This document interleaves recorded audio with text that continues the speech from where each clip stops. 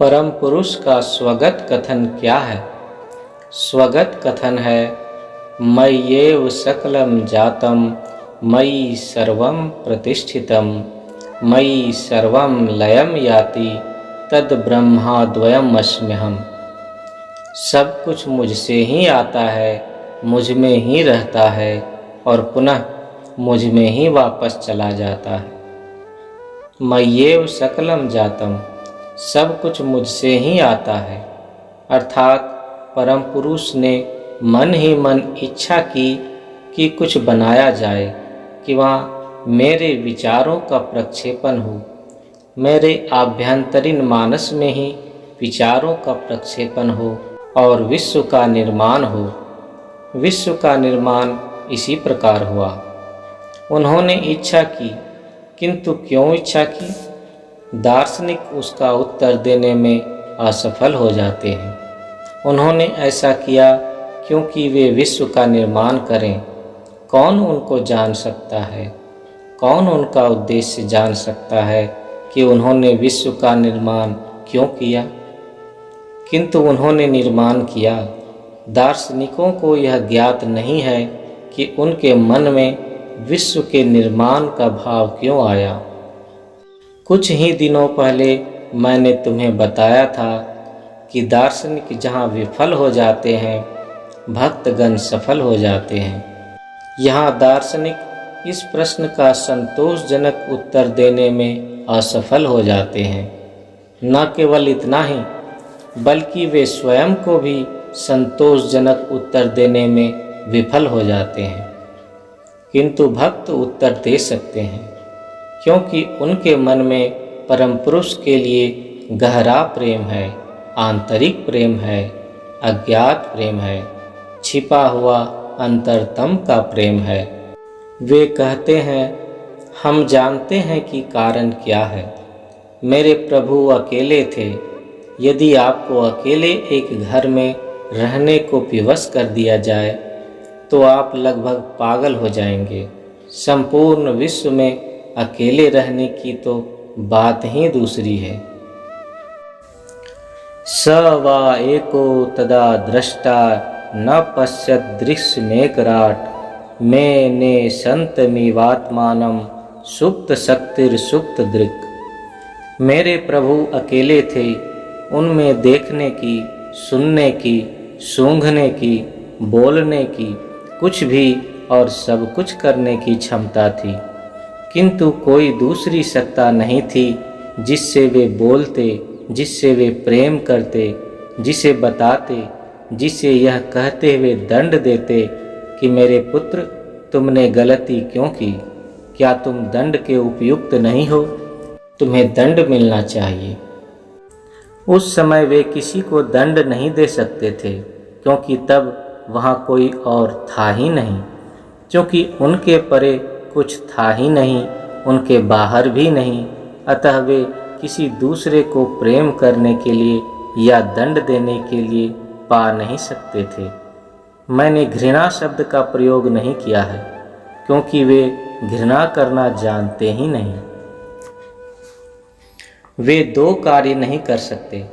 वे यह नहीं जानते कि घृणा कैसे की जाती है, और वे यह भी नहीं जानते कि दूसरा परम पुरुष कैसे बनाया जाए। वे हमेशा एकल सत्ता के रूप में रहते हैं। अतः उन्हें अपने मन में ही अपने विचारों के आभ्यंतरीण प्रक्षेपण के रूप में सृष्टि करनी पड़ी। इसलिए उनका स्वगत कथन है, मय्येव सकलं जातं मयि सर्वं प्रतिष्ठितम्। सृष्टि के बाद उन्हें सृष्टि की देखरेख भी करनी होगी, और कौन है जो यह करता या इसका उत्तरदायित्व लेता? क्योंकि दूसरा कोई और संरक्षक नहीं था जो सृष्टि की देखरेख करता, अतः अपनी सृष्टि की देखरेख उन्हें स्वयं करनी पड़ी। सृष्टि की देखरेख का उत्तरदायित्व भी उन्हीं को और मात्र उन्हीं को संभालना पड़ा। मयि सर्वं लयं याति। तुम जानते हो कि सब कुछ चलायमान है। यह विश्व ब्रह्मांड एक चलता हुआ खेल है, एक चलमान सत्य है, त्वरित परिवर्तनीय आलेख्य है। चूँकि विचार प्रवाह चलायमान है, अतः यह विश्व भी चलायमान है, सब कुछ ही चल रहा है। संस्कृत में यह विश्व संसार कहा जाता है, जिसका अर्थ होता है चलना, जिसका स्वभाव है। यह विश्व जगत भी कहा जाता है, जिसका अर्थ है चलायमान। अतः चूँकि विचार चल रहे हैं, अतः सब कुछ चल रहा है। ये विचार तरंगें संकोच विकासी सिस्टेल्टिक क्रम में स्पंदनात्मक गति से चलती है। चलने के बाद ये सृष्ट प्राणी कहाँ जाए? अंततः उन्हें मिल जाना पड़ता है, उन्हें वापस उसी प्रारंभ बिंदु में लौट आना पड़ता है, और वही होता है उनका अंत बिंदु भी। इसीलिए स्वगत कथन है, मयि सर्वम लयम याति। सब कुछ मुझ में ही वापस आ जाता है, कोई दूसरा विकल्प है ही नहीं। नान्यः पंथा विद्यते अयनाय। मात्र यही एक वर्तुल रास्ता है, जिसे ब्रह्मचक्र अथवा भूमा चक्र कहते हैं। तद ब्रह्माद्वयम् अस्म्यहम्। यह मेरा अपना है, ये मेरे अपने हैं।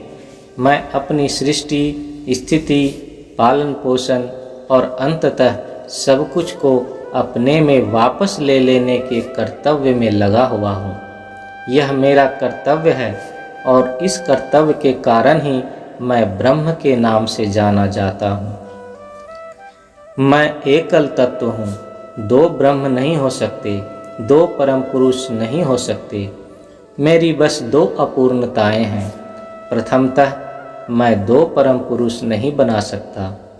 जो मुझसे प्रेम करते हैं, वे मुझसे मिलकर एकाकार हो जाते हैं। वे अपना अलग व्यक्तित्व नहीं रख सकते। इसीलिए मैं सदा अकेला एकल तत्व रह जाता हूँ। दूसरी बात यह है कि चूँकि हर चीज़ मेरी सृष्टि है, अतः ये सभी कुछ मेरी संतान हैं, मेरे बालक बालिकाएं हैं। इसीलिए मैं किसी भी चीज़ से घृणा नहीं कर सकता। मैं सृष्टि, स्थिति और संहार के कार्य में व्यस्त रहता हूँ, और मेरे लिए विश्राम करने का समय नहीं है। श्री श्री आनंद मूर्ति, पटना, 12 सितंबर 1978।